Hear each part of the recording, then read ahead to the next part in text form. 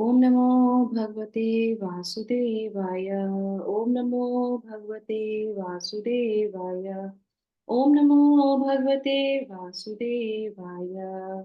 ओम अज्ञानतिमिरान्धस्य ज्ञानाञ्जनशलाकया चक्षुरुन्मीलितं येन तस्मै श्रीगुरवे नमः। नमः ॐ विष्णुपादाय कृष्णपृष्ठाय भूतले श्रीमते भक्तिवेदान्त स्वामिन् इति नामिने। नमस्ते सारस्वते देवे गौरवाणी प्रचारिणे निर्विशेषा शून्यवादी पाश्चात्य देश तारिणे। जय श्री कृष्ण चैतन्य प्रभु नित्यानंदा श्री अद्वैत गदाधर श्रीवासादि गौर भक्तिवृंदा। हरे कृष्णा कृष्णा कृष्णा हरे हरे, हरे राम राम राम हरे हरे। हरे कृष्ण। जगत गुरु श्रील प्रभुपाद की जय। भगवत वाणी भगवत गीता जी की जय। गुरु महाराज की जय। हरे कृष्णा। तो आप सभी लोगों का बहुत बहुत स्वागत है आज के हमारे इस सत्र में चेतोदर्पण मार्जन में, जिसमें हम और जल्दी भगवान का जो है भगवत गीता का पारायण करने लगे हैं सुबह और जल्दी उठ के। तो ये भगवान की बहुत असीम कृपा है, आप सब लोगों का सहयोग से हम ये कर पा रहे हैं। तो आज हम लोग भगवत गीता के 6वें अध्याय के द्वितीय श्लोक को देखेंगे। तो जैसे कि मैंने पहले आप लोगों को बताया था, इसमें किसी को याद है कि ये कुछ जो है नियम चल रहे हैं। हम्म तो जब हम अष्टांग योग की बात की जा रही है, अष्टांग योग में हम प्रवेश कर रहे हैं। तो इसमें क्या है कि कोई भी हम अष्टांग योग में वही व्यक्ति प्रवेश कर सकता है, उसको कुछ नियमों को, कुछ शर्तों को जो है निभाना ही पड़ेगा। तो उसमें क्या है, तो 4 श्लोकों में अ, 4 श्लोकों में हम यही जानेंगे कि किस तरह के कौन कौन से नियम हमें लेने पड़ेंगे, कौन से अष्टांग योगी जो होता है उसको नियम लेने पड़ते हैं। तो पहले श्लोक में कौन से नियम बताए थे, किसी को याद है? पहले श्लोक में कौन कौन से नियम बताए थे? उसको जो है क्या करना पड़ेगा, उसको अपने आप को प्यूरिफाई करना पड़ेगा। कैसे? निष्काम कर्म योग से। निष्काम कर्म होना पड़ेगा, प्यूरिफाई करना पड़ेगा अगर वो अष्टांग योग करना चाहता है। दूसरा वो जो है कि उसको अपने मस्तिष्क को, मन को, मस्तिष्क को जो है कंट्रोल करना पड़ेगा। और उसके बाद फिर वो जो है कि उसको जो है unaffected by the material things, और मटेरियल चीजों से उसको जो है अनअफेक्टेड होना चाहिए, उसमें उनकी आसक्ति नहीं होनी चाहिए। उनके वेगों से वो बिल्कुल भी जो है दूर रहेगा, है ना। ये हमने भगवत गीता के 5वें अध्याय के लास्ट में 27वें 28वें श्लोक में भी यही पढ़ा था। तब जाके कहीं वो अष्टांग योग में प्रवेश कर सकता है, नहीं तो अष्टांग योग में वो प्रवेश नहीं कर सकता, क्योंकि ये इतनी कठिन चीज है। इसीलिए ये बहुत इंपॉर्टेंट श्लोक अध्याय है भगवत गीता का। अब हम जो है इस श्लोक में क्या बताएंगे, ये थोड़ा सा ना क्लिष्ट होता जाएगा ये चैप्टर जो है। तो मैं कल क्या करूंगी, आप लोगों को एक सारणी, इसको बोलते हैं ना, एक चार्ट दिखाऊंगी, जिससे आपको कुछ समझ में आएगा। नहीं तो क्या कुछ कुछ चीजें समझ में नहीं आएंगी, क्योंकि हमारे बहुत थोड़ा क्लिष्ट हो जाता है। अष्टांग योगी है, कैसे पद्धति चलती है, क्या क्या चीजों को करना पड़ता है। तो कल मैं प्रयास करूंगी आपको एक चार्ट से समझाऊं, और उसके बाद फिर हम आराम से पूरे चैप्टर को जो है समझ लेंगे, ठीक है। तो श्लोक संख्या 2 को लेंगे आज। इसमें क्या बोल रहे हैं, कल भी हमने सन्यास के बारे में बात की थी, आज भी सन्यास और योगी के बारे में ही बात की जा रही है ना। कैसे दोनों जो है एक हैं, कैसे दोनों अलग हैं। तो श्लोक संख्या 2 अध्याय 6। यम सन्यास समेति प्राहुर्योगम तम विधि पांडवा, स न संन्यस्त संकल्पो योगी भवति कश्चन। तो यहाँ पे वो क्या बोल रहे हैं, हे पांडु पुत्र, जिसे सन्यास कहते हैं उसे ही तुम योग अर्थात पर ब्रह्म से युक्त होना जानो। क्योंकि इंद्र तृप्ति के लिए इच्छा को त्यागे बिना कोई कभी योगी नहीं हो सकता। तो यहाँ पे सबसे इंपॉर्टेंट बात क्या बता रहे हैं कि अगर इंद्र तृप्ति के लिए इच्छा को नहीं त्यागोगे तो कोई भी कभी भी योगी नहीं बन सकता। करेक्ट। ये बात भक्ति योग में भी सिखाते हैं, ये कर्म योग में भी सिखाते हैं, ये अष्टांग योग में भी सिखाई जाती है, ठीक है। अब आ जाते हैं तात्पर्य पे। यस, कौन पढ़ना चाहेगा तात्पर्य? हरे कृष्णा। मैं पढ़ूं? यस, प्रेम माता जी पढ़िए। हरे कृष्णा। तात्पर्य जगत गुरु शिला प्रपात की जय। वास्तविक संन्यास योग या भक्ति का अर्थ है कि जीवात्मा अपनी स्वाभाविक स्थिति को जाने और तदनुसार कर्म करे। जीवात्मा का अपना स्वतंत्र अस्तित्व नहीं होता, वह परमेश्वर की तटस्थ शक्ति है। जब वह माया के वशीभूत होता है तो वह बद्ध हो जाता है, किंतु जब वह कृष्ण भावना भावित हो रहता है, अर्थात आध्यात्मिक शक्ति में सजग रहता है, तो वह अपनी सहज स्थिति में होता है। इस प्रकार जब मनुष्य पूर्ण ज्ञान में होता है तो वह समस्त इंद्रियों का त्याग कर देता है, अर्थात जब समस्त इंद्रियों के कार्यकलापों का परित्याग कर देता है। इसका अभ्यास योगी करते हैं, जो इंद्रियों को भौतिक आसक्ति से रोकते हैं। किंतु कृष्ण भावना भावित व्यक्ति को ऐसी किसी भी वस्तु में अपनी इंद्रिय लगाने का अवसर ही नहीं मिलता जो कृष्ण के निमित्त न हो।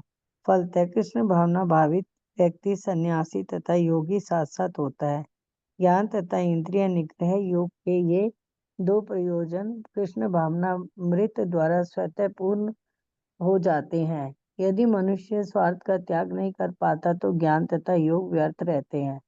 जीवात्मा का मुख्य ध्येय तो समस्त प्रकार की आत्म तृप्ति को त्याग कर परमेश्वर की तुष्टि के लिए तैयार रहना है। कृष्ण भावना भावित व्यक्ति में किसी प्रकार की आत्म तृप्ति की इच्छा नहीं रहती, वह पर सदैव परमेश्वर की प्रसन्नता में लगा रहता है।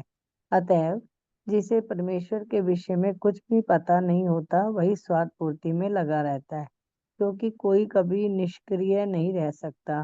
कृष्ण भावनामृत का अभ्यास करने से सारे कार्य सुचारू रूप से संपन्न हो जाते हैं। हरे कृष्णा। जगत गुरु शिल प्रभुपाद की जय। थैंक यू सो मच माता जी। हरे कृष्णा। तो ये तो बहुत ही सुंदर है। शिला प्रभुपाद ने तो पहली लाइन में जो है ना बहुत सिंपल तरीके से बोल दिया कि वास्तविक संन्यास योग या भक्ति का अर्थ है। संन्यास योग को वो क्या बोल रहे हैं? भक्ति बोल रहे हैं। क्यों? क्योंकि उसमें भी जो है क्या करना पड़ता है? इंद्रिय निग्रह करना पड़ता है। उसमें भी जो है, और वो ऑटोमेटिकली हो जाती है ना। और अर्थ है कि जीवात्मा अपनी स्वाभाविक स्थिति को जाने। तो कल मैंने क्या बताया था? न्यास करना, स्थिति को धारण करना। तो सन्यासी क्या करते हैं? सन्यासी क्यों? हम भी अपनी स्थिति को धारण कर रहे हैं, वो भी अपने करते हैं, तो सन्यासी को क्यों बोलते हैं? क्योंकि हमारा स्वरूप क्या है? भगवान का भक्त होना है ना, भगवान का दास होना। तो जो सन्यासी होते हैं वो सब कुछ त्याग कर सिर्फ एक पे कॉन्सेंट्रेट करते हैं। क्या करते हैं? तभी तो उसको सन्यासी बोला जाता है। सब समाज को छोड़ देते हैं, वस्त्रों को छोड़ देते हैं, भोजन को छोड़ देते हैं, हर एक चीज का परित्याग कर देते हैं। किसके लिए करते हैं? सिर्फ भगवान के लिए करते हैं। तो इसीलिए भगवान शिला प्रभुपाद क्या बोल रहे हैं कि वो सन्यासी क्या है? भक्ति योगी है, क्योंकि वो भगवान के लिए ये चीजें करता है। पर ये अष्टांग योग में कैसे आता है उसको भी हम थोड़ा समझेंगे, ठीक है? तो स्वाभाविक स्थिति को जाने तथा तदनुसार कर्म करे। जीवात्मा का अपना स्वतंत्र अस्तित्व नहीं होता। ये लाइन बहुत अच्छी शिला प्रभुपाद यहाँ पे बता रहे हैं कि हमारा अपना जो है स्वतंत्र अस्तित्व नहीं होता। पर वैसे भी व्यष्टि आत्मा हम लोग को बोला जाता है, पर इसके आगे क्या लिखा है? परमेश्वर की हम तटस्थ शक्ति हैं। कल भी मैंने बताया था क्या है तटस्थ शक्ति का मतलब। मार्जिनल पोटेंसी क्या मतलब? कहीं भी मर्ज हो जा सकते हैं। बताइए कौन बताएगा तटस्थ शक्ति का मतलब? कल ही तो बताया था, मतलब फर्स्ट वाले श्लोक में तो बताया था। तटस्थ का मतलब तट पे रहने वाला, दोनों तरफ, एक तरफ पानी एक तरफ रेत, यही है ना? यही है। जी माता जी। अच्छा चलो, आप लोग कहाँ हो मुझे नहीं पता। 5:30 बजे वाली क्लास थोड़ी ज्यादा नींद में तो नहीं हो सब लोग? तो देखो क्या होता है तटस्थ शक्ति का मतलब, फिर से मैं समझा देती हूँ कि ये तो पूरे भगवत गीता में आने वाला है। तटस्थ शक्ति जो हम हैं वो तट पे है, इधर पानी है इधर रेत है, आप कहाँ जा सकते हो? एक तरफ माया है एक तरफ कृष्ण है, हम कहीं भी जा सकते हैं। पर एक चीज बहुत अच्छी है, जब हम किसी को प्रयास करते हैं तो हम उस तरफ पहुंच जाते हैं। जैसे कि शिला प्रभुपाद क्या कहते थे कि अगर तुमको ये पता चल जाए कि भगवान कृष्ण सर्वोच्च हैं, वो supreme personality of God head है, तो तुम किसी एक व्यक्ति को बोल दो। अगर आपको पता चल जाता है कि भगवान सर्वोच्च हैं तो दूसरे को बोलो। बोलोगे तो ही वो बेचारा ले पाएगा, नहीं तो क्या करेगा? वो माया के भ्रम में पड़ा रहेगा। समझ रहे? इसीलिए उन्होंने ये हमारा जो मूवमेंट है, इसीलिए उन्होंने प्रीचिंग मूवमेंट बोला इसको, कि हमको दूसरों को बोलना ही चाहिए, बताना ही चाहिए। सिर्फ एक व्यक्ति को ही बोल दोगे तो भी आपकी जीवन सफल हो जाएगा। तो कैसे? जैसे मान लीजिए, हम जब आपको जबरदस्ती नहीं कर सकते, किसी के साथ जबरदस्ती कर सकते हैं आप? अगर आपसे मैं बोलूं नहीं, सुबह 5:30 बजे क्लास में आना है। कहेंगे माता जी कोई जबरदस्ती है, आप नहीं आते? पर हमने क्या किया, हमने आप लोगों को पोलिंग की कि आप लोग में से कौन कौन आना चाहता है। तो आपने स्वाभाविक उसको एक्सेप्ट किया और बोला कि हम सब जो है आना चाहते हैं 5:30 बजे। तो ऑप्शन तो दिया ही जाएगा, ऑप्शन देते हैं। इसी तरीके से भक्ति में भी और बाहर की चीजों में प्रलोभन सब जगह मिलते हैं। समझ में आ रहा है? सब जगह प्रलोभन होते हैं कि कहाँ किसका प्रलोभन है। तो हमें प्रयास करना चाहिए कि भगवान के प्रलोभन दें। अरे आप 5 बजे उठते हैं, कोई बात नहीं, आप थोड़ा जो है 4:45 बजे उठ जाइए। प्रलोभन दिया उसको, उठ जाएंगे उठ जाएंगे, अरे एक माला कर लीजिए। एक माला बोलेंगे तो क्या होगा, वो धीरे धीरे शायद कर ही लेगा। नहीं तुमको एक माला करनी ही है, वो कहेगा नहीं करते हम, जाओ क्या कर लोगे तुम्हारा। तो ये है तटस्थ शक्ति का मतलब है इच्छा है हमारी, भगवान ने स्वतंत्र हमको छोड़ रखा है। पर हमको दूसरे को प्रयास करना चाहिए उस चीज को समझाने का। तो इस तरीके से ये है, जब वो माया के वशीभूत हो जाता है तो वो बद्ध हो जाता है ना। किंतु जब वो कृष्ण भावनामृत में रहता है अर्थात आध्यात्मिक शक्ति में सजग रहता है तो वो अपनी सहज स्थिति में होता है। तो जो भी कृष्ण भावनामृत में आता है वो क्या हो जाता है, सहज हो जाता है, योगी हो जाता है, सन्यासी हो जाता है। और वो उसकी क्या है, वो उसकी ओरिजिनल स्थिति हो जाती है। ठीक है, अब हम इसको थोड़ा सा इस पॉइंट से समझेंगे। तो दोनों चीजों में, तो इसमें जो है आपके जो है कर्म त्याग में और योग में क्या कॉमन चीज है, कौन बताएगा? कर्म त्याग में और योग में क्या एक चीज कॉमन है? सुमित प्रभु बताइए। कर्म त्याग या कर्म फलों का त्याग, आप बताइए। माता जी, कर्म फलों का त्याग है, निष्काम कर्म करना। हाँ, और कर्म का त्याग करना कर्म कि वो फलों का त्याग, बिल्कुल हाँ ही। वही है वही है, कर्म फलों का त्याग और योग दोनों का हम्म, एक ही, दोनों में कॉमन चीज यही है। यस सुमित प्रभु क्या हम्म। बोल रहे हैं? हरे कृष्ण माता जी मन पे कंट्रोल किए रहते हैं। मन पे कंट्रोल करते हैं, वो दूसरी स्टेज हो गई। दोनों में हमें कर्म फल नहीं लेने हैं, दोनों में ही निष्काम कर्म योग मतलब, योग मतलब है कि जुड़ते हैं तो तभी जुड़ पाएंगे जब हम कर्म फल नहीं लेंगे। ठीक है, और यहाँ पे भी जो है निष्काम कर्म जो है फलम त्याग जो करते हैं, वो दोनों में कॉमन चीज यही है। और क्या है, और जो है जैसे प्रभु जी ने बोला कि मन में होते, तो हमको जो है मटेरियल डिजायर छोड़नी पड़ती है। हमें कोई मटेरियल डिजायर नहीं चाहिए होती, कोई भी चीज करें हम। तो ये दोनों में समानता हो जाती है। अब आ जाते हैं इस बात पे कि सन्यासी भी योगी है।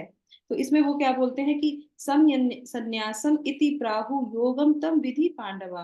अब यहाँ पे उनको क्या बोल रहे हैं, पांडव के नाम से भी पुकार रहे हैं। क्यों पांडव के नाम से पुकार रहे हैं? क्योंकि वो मैं बाद में बताऊंगी, पहले हम इस पे चर्चा कर लेते हैं कि क्यों सन्यासी जो है उसको भी जो है योग कहा जाता है। तो श्रीला प्रभुपाद हम भगवत गीता के 18वें अध्याय के 49 से लेके 53 तक के श्लोकों में, आप चाहे इसको नोट डाउन कर लो, इसको पढ़ नहीं पाएंगे क्योंकि ये बहुत बड़ा है। मैं शॉर्ट में आपको बता देती हूँ। तो उसमें क्या बोलते हैं, उसमें बोलते हैं कि श्री कृष्ण यहाँ पे बताते हैं कि सन्यास जो होता है, जो सन्यास होता है वो आत्म संयमी तथा अनासक्त है। सन्यास अनासक्त है और आत्म संयमी जो है, ये ये विधि है। और इसमें क्या होता है, इसमें जो है समस्त भोगों की परवाह नहीं करता वो। ध्यान से सुनना है ना, आप चाहो नोट कर लो। उसमें व्यक्ति जो है आत्म संयमी रहता है, अनासक्त रहता है। ठीक है, सन्यास में, ये सन्यास की बात बता रही हूँ। ठीक है, और ये हमारे श्लोक संख्या 49 से 53 तक में आता है। वह सन्यास की विधि के द्वारा अनासक्त रहता है, समस्त भोगों की परवाह नहीं करता, सन्यास की विधि के द्वारा सर्वोच्च सिद्धि प्राप्त करता है, वह सर्वोच्च ज्ञान की अवस्था में रहता है, जिससे वो जो है भगवान बताते हैं उसमें वो बुद्धि से शुद्ध होकर तथा धैर्य पूर्वक मन को वश में रखते हुए इंद्रिय तृप्ति के विषयों को त्याग कर राग द्वेष से मुक्त होकर एकांत स्थान में वास करते हुए थोड़ा सा आहार लेते हुए शरीर मन तथा वाणी को वश में रखते हुए, हाँ वश में कर ध्यान योग में परायण होता है। तो आपने देखा होगा इस्कॉन में बहुत सारे सन्यासी जब सन्यास लेते हैं तो उनको एक दंड दिया जाता है। देखा है? दंड दंड लिए हुए सन्यासी को देखा है आपने? आपने कभी इच्छा जाहिर करी ये दंड क्यों लिए रहते हैं? और वो अपना दंड कभी नहीं छोड़ते, चाहे वो भगवान को प्रणाम करें, चाहे वो कहीं भी जाए, वो चाहे व्यास आसन पे बैठे, उनका दंड उनके साथ रहता है। वो दंड क्या होता है, उसमें 3 दंड एक साथ होते हैं। ऊपर से दिखता है एक दंड, अंदर होते हैं 3 दंड। वो क्या है? मनसा वाचा कर्मणा से भगवान को पूरी तरीके से समर्पित होना। समझ में आया? अंदर 3 दंड होते हैं, मतलब संकल्प है, और संकल्प हमेशा उनके हाथ में धारण रहता है कि मनसा वाचा कर्मणा से हम भगवान को पूरी तरीके से सरेंडर हो गए हैं। तो वो यहाँ पे बता रहे हैं कि वो शरीर मन तथा वाणी को वश में रखते हुए ध्यान में परायण हुआ, पूर्णता विरक्त, मिथ्या अहंकार, मिथ्या बल भावना से रहित होकर व्यक्ति शांत होकर आत्म साक्षात्कार के पद को प्राप्त होता है। ठीक है, ये हो गई बात, ये दोनों पे लागू होती है, जो अष्टांग योगी है और जो भक्ति योगी है। ठीक है, पर थोड़ा सा अंतर यही हो जाता है कि जो जो अष्टांग योगी होते हैं वो परमात्मा को कॉन्सेंट्रेट करते हैं, और जो भक्त होता है वो भगवान को कॉन्सेंट्रेट करता है। पर पद्धति दोनों की सेम होती है। वो सन्यासी और ये सन्यासी, वो ऑरेंज कपड़े नहीं पहनेगा, पर यहाँ पे भक्ति योगी ऑरेंज कपड़े पहनता है, एक दंड लेके घूमता है, वो भी वो सारी चीजें फॉलो करता है। तो दोनों में ये हो गया। अब आ जाते हैं कि ये सन्यास की विधि योग है। ये कैसे है? ये सन्यास की विधि जो है योग किस प्रकार से हो सकती है, तो इसको भी भगवान बताते हैं। इसमें भगवत गीता के चैप्टर 18 के 54 श्लोक में, कि योग की विधि में तो श्री कृष्ण की प्रसन्नता के लिए ही कर्म किया जाता है। जो योग है वो भगवान की प्रसन्नता के लिए ही किया जाता है, तभी उसको योग बोलते हैं, भगवान से जुड़ना, भगवान के लिए कार्य करना। परंतु सन्यास की विधि में तो व्यक्ति एकांत में बैठकर ध्यान करता है। परंतु यह गहराई से अगर देखा जाए तो हम कह सकते हैं कि यह सन्यास की विधि योग है, क्योंकि सन्यास की विधि के द्वारा व्यक्ति अंत में श्री कृष्ण की भक्ति को ही प्राप्त करता है। ठीक है, और इसका जो है हम उसमें देख सकते हैं। उसके बाद जो है, और अगर कोई व्यक्ति इस तरीके से करता है, वह ब्रह्म में स्थित होकर प्रसन्न, भगवान को, अपने आप को प्रसन्न करता है, भगवान को प्रसन्न करता है, और निश्चित ही वो ऊंचे धरातल पे स्थित हो जाता है। ठीक है, तो आप सब लोग को समझ में आ रहा है या ऊपर से निकल गया सब कुछ? समझ में आ रहा है? थोड़ा थोड़ा, थोड़ा कठिन लग रहा है? नहीं, सही लग रहा है, समझ में आ रहा है? हम्म, यस माता जी। समझ में आ रहा है ना? हाँ ठीक है, ज्यादा क्लिष्ट नहीं है, थोड़ा सा ध्यान से सुनेंगे तो समझ में आ जाएगा। ठीक है, उसके बाद जो है भगवान जो है, हाँ तो ये हो गई यहाँ पे हमारा पूरा। उसके बाद फिर जो है अब आ जाते हैं एक शब्द पे, कि भगवान यहाँ पे इनको क्या बोल रहे हैं? पांडवा बोल रहे हैं। पांडवा क्यों बोल रहे हैं? क्योंकि उनके जो पांडु के पुत्र कौन थे? अर्जुन थे। तो वो जो है तपस्वी थे, वो योगी थे, वो अपनी इंद्रियों को जो है कंट्रोल में कर सकते थे, और वो हमेशा जो है सन्यास लेने के योग्य थे। सन्यास मतलब योग्य व्यक्ति हो गए थे। उन्होंने अपने आप को इतना पारंगत कर रखा था, सारी काम इच्छाओं से दूर, सारे जो है क्रोध से दूर, सब चीजों से दूर होते हैं, तो वो कहते हैं वो सन्यासी थे। तो इसीलिए उनके पुत्र हो तुम, इसलिए तुम्हें ये बात समझनी चाहिए। इसीलिए वो पांडु जो है उनका नाम यहाँ पे वो ले रहे हैं, इसीलिए इनको ये इस चीज को समझाने का प्रयास कर रहे हैं। ठीक है, अब आ जाते हैं इसके बाद जो है लास्ट वाले उसमें 9.30 में भी भगवान भगवत गीता में बोलते हैं, कहते हैं कि अतिशय दुराचारी भी यदि कृष्ण की अनन्य भक्ति करता है तो उसे साधु ही समझना चाहिए। ये क्या मतलब हुआ इसका? इससे रिलेटेड है ये। कैसे? कि अगर कोई व्यक्ति दुराचारी भी है और वो अगर भगवान कृष्ण का नाम लेने लगता है, तो फिर वो क्या हो जाएगा? वो एक समय में आके क्या होगा? सन्यासी भी बन सकता है, योगी भी बन सकता है। शिला प्रभुपाद के अपने वर्णों में ये ऐसे हो गया, जैसे मान लीजिए एक उदाहरण से समझाते हैं, कि वो शुद्ध करता है, भगवान का हरि नाम शुद्ध करता है, और अंत में क्या होता है? हम सबको सन्यासी ही होना है, हम सबको जो है योगी ही होना है, भगवान की अंत में जो है हम अपनी इतनी स्थिति में आना ही है। जैसे मान लीजिए पंखा चल रहा है रूम में, अब आपने पंखा को स्विच बंद कर दिया, थोड़ी देर तक वो पंखा चलता रहता है, हम क्या बोलते हैं? ये पंखा बंद कर दिया, हमने पंखा बंद कर दिया। पर एकदम से पंखा स्टॉप नहीं होता, थोड़ी देर तक वो चलता रहता है, चलता रहता है ना, चलता रहता है ना। तो इसी तरीके से कुछ चीजें होते हैं, कुछ कर्म होते हैं जो चलते रहते हैं, पर हमने क्या किया? हमने उसको बंद कर दिया, हमने उसको प्रयास किया, और थोड़ी देर बाद वो बंद हो जाएगा। तो बहुत से लोगों को दिखता है कि आप जो बोलते हो वैसे दिखते तो हो नहीं। समझ रहे हो? आप जो बोलते हो वैसे दिखते तो हो नहीं। ये भक्ति करते हो तो तुम्हारे अंदर क्या आ जाता है? तुम कौन से सन्यासी हो गए? तुम्हारा काम क्रोध खत्म हो गया है, तुमने अपनी इच्छाओं को खत्म कर दिया? नहीं होता है। पर हमने क्या कर दिया? हमने स्विच ऑफ कर दिया है। कैसे स्विच ऑफ कर दिया? हरि नाम लेने से। तो हम जब हरि नाम लेते हैं, हम जब भक्ति में आते हैं, तो हम जब शुरू कर देते हैं तो क्या होता है, हमारे बहुत तेजी में पंखा चल रहा है तो उसको बहुत टाइम लगेगा। जिसका पंखा ही बहुत स्लो पे होगा और बंद कर दो, 1 नंबर पे अगर हो पंखा आपका, बंद कर दो तो जल्दी बंद हो जाएगा। 4 नंबर पे हो फिर स्विच ऑफ करो तो कितना टाइम लगेगा, टाइम तो लगेगा ना। स्पीड कम होते होते होते होते तो ऐसे ही है, जो जितना गर्हित होता है चीजों में, आसक्त में, उसको टाइम लगता है उन सब चीजों से निकलने में। पर विशेषता क्या है कि हमको हरि नाम लेना ही चाहिए। तो जो शिला प्रभुपाद हमको इस श्लोक से समझाने का प्रयास कर रहे हैं कि हम सबको सन्यासी योगी ही होना है, वो हमारी असली स्थिति है। और अष्टांग योगी के लिए भी ये बोला जाता है कि उसको जो है योग ही समझना चाहिए, जो सन्यासी है।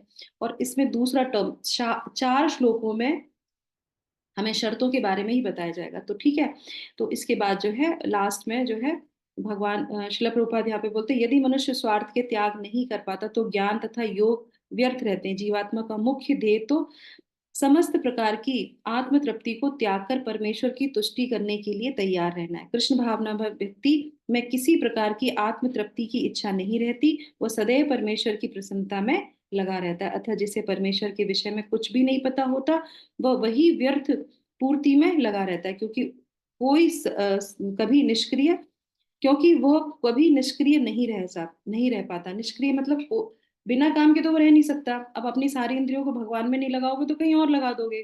तो इस तरीके से जो भगवान के भक्त होते हैं वो सारी इंद्रियों को, सारी कॉन्शियसनेस को अपनी जो है भगवान में लगा देते हैं। तो सक्रिय रहते हुए वो सन्यास को प्राप्त करते हैं, वो योगी जन हो जाते हैं। तो इसीलिए सबसे अच्छा है कृष्ण भावनामृत का अभ्यास करने से सारे कर्म सुचारू रूप से संपन्न हो जाते हैं। तो हमारा पंखा हम बंद कर देंगे, धीरे धीरे धीरे धीरे धीरे धीरे वो स्टॉप हो जाएगा एक टाइम पे। तो ये प्रयास हम लोग शुरू में ही करना प्रारंभ कर देते हैं, जो अष्टांग योगी को करने में बहुत समय लग जाता है। क्यों? क्योंकि क्रियाशील हमारी सारी इंद्रियां रहती हैं। तो इस तरीके से ये हमारा श्लोक पूर्ण हो गया। आप लोग को इससे कुछ संबंधित कुछ प्रश्न तो नहीं पूछना है? माता जी वो पांडव वाली लाइन मुझे समझ नहीं आई थी। पांडव पुत्र बोला है तो उनके जो पिताजी थे अर्जुन के, वो सन्यासी के योग्य थे, सन्यास के योग्य थे। क्योंकि सन्यास के योग्य क्यों थे वो? ऐसा नहीं कि उन्होंने सन्यास ले लिया था, नहीं, योग्य व्यक्ति हो गए थे वो। क्यों? क्योंकि उन्होंने अपनी इंद्रियों पे कंट्रोल कर रखा था, और उन्होंने जो है अपने काम क्रोध लोभ, जो ये सारी चीजें जो आती हैं अष्टांग योगी के अंदर, वो सारी चीजों को उन्होंने कर रखा था। इसलिए वो बोल रहे कि हे पांडु पुत्र, तुम पांडु के पुत्र हो, तो इसीलिए तुम ये ध्यान से सुनो, ये तुम सब चीजें कर सकते हो। क्योंकि आगे जाके ये क्या बोलेंगे, ये तो बहुत कठिन है मन को कंट्रोल करना। ये अष्टांग योग है पद्धति, उनके मन में आया ना कि ये कर लेता हूँ, एक काम करता हूँ, भगवान क्यों मुझे युद्ध करने के लिए बोल रहे हैं, तो एक काम करते हैं अष्टांग योगी बन जाते हैं, ध्यान कर लेते हैं कहीं जाके, ये तो बहुत अच्छा है। अभी जब वो सुनेंगे तब उनको समझ में आएगा। इसलिए भगवान कह रहे तुम पांडु पुत्र हो, तुम भी सन्यासी हो, तुम भी हो सकते हो। क्यों? क्योंकि तुम्हारे पिताजी भी जो है वो सन्यास युक्त व्यक्ति थे। समझ में आया? उदाहरण देते हैं जी जैसे माता जी। आप तो अच्छा। आप तो कर सकते हो। देखो आप इतने अच्छे परिवार से बिलोंग करते हो, आप लोग के यहाँ तो पूजा पाठ होती है, तो आप जल्दी तो वो एक जैसे हमने बताया ना, एक उनको भगवान हमेशा जो है किसी को कुछ बोलने से पहले उसकी तारीफ करते हैं।